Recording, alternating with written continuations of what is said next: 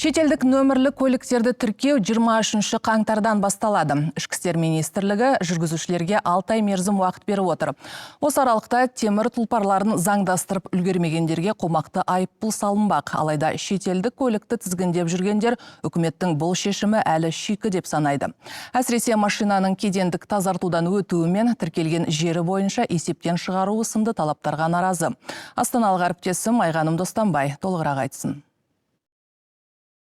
Сырттан әкелінген көліктерді заңдастырудың ережесі бұған дейінде талай айтылған. Негізгі талаптары ел аумағына 2022 жылғы 1 қыркүйекке дейін әкелінген. Іздеуде болмауы қажет, бұрынғы тіркелген жері бойынша мемлекеттік есептен шығарылған, сондай-ақ кедендік тазартудан өткен болса, Қазақстанда ақ нөмір алуға еш кедергі жоқ. Бұл автокөліктерді заңдастыруға алып келген кезде, біз ол автокөліктерді бұрынғы қай елде, қай жерде тіркеуде тұрды, оны міндетті түрде тексереміз.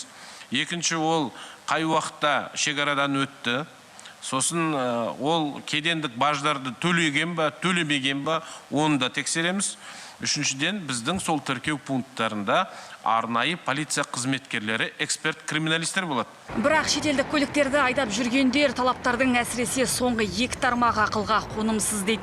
Сырттан келген көліктердің 80% тіркелген жері бойынша есептен шығарылмаған. Ол үшін дәл қазір шекара суға дайын тұрған ешкім жоқ. Барған күннің өзінде мүліктің иесін табу екіталай демек, 300 мың шетелдік көліктің әр кетсе 10-15% ғана ақ нөмір ала алады деген сөз.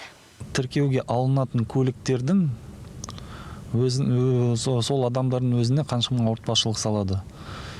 Оны Ресейден барып тіркеуден шешу үшін ол да қаншама қаражат кетеді, қаншама уақыт кетеді. Оларда мысалға қазір не айтып жатқан интегрированный базасы деген негізінде жоқ ондай базалар. Олар көрсетпеген ондай базаларды. Дау туғызып отырған тағы бір тармақ көліктің кедендік тазалаудан өтуі, бірақ бұл норма Еуразиялық экономикалық одаққа мүше емес елдерден әкелінген машиналарға қатысты дейді Ішкі істер министрлігінің өкілі. Нақты саны белгілі болмаса да, Грузия мен Монғолияда тіркеуде тұрған көліктерді тізгіндеп жүргендер жетерлік. Әлбетте, жұрт айтып жүрген 200 мың теңгеге былайша айтқанда су тегін рәсімде олардың түстеріне де кіріп шықпайтыны анық.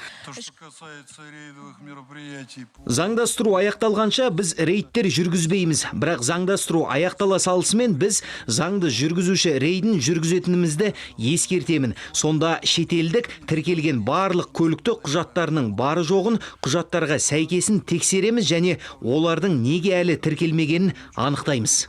Сонымен көліктерді тіркеу 23 қаңтардан басталады. Азаматтар халыққа қызмет көрсету орталығына барып немесе электронды үкімет арқылы онлайн өтініш бере алады.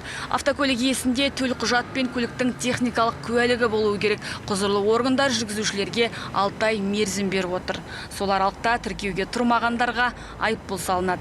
Айта кетейін, былтыр шетелдік көлік жүргізушілерінің кінәсінен 1800-ге жуық жол апаты болып, 500-ге тарта адам көз жұмған екен. Айғаным Достанбай, Мерғалиев, КТК.